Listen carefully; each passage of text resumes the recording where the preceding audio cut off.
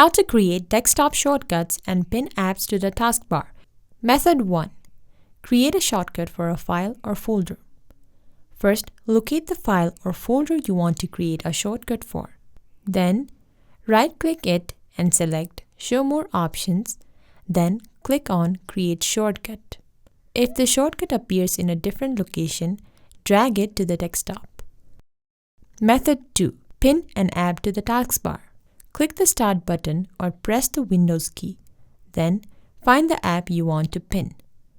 Then, right-click the app and select Pin to taskbar.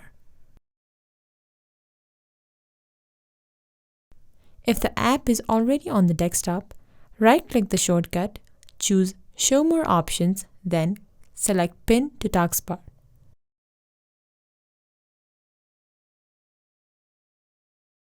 Follow for more such videos.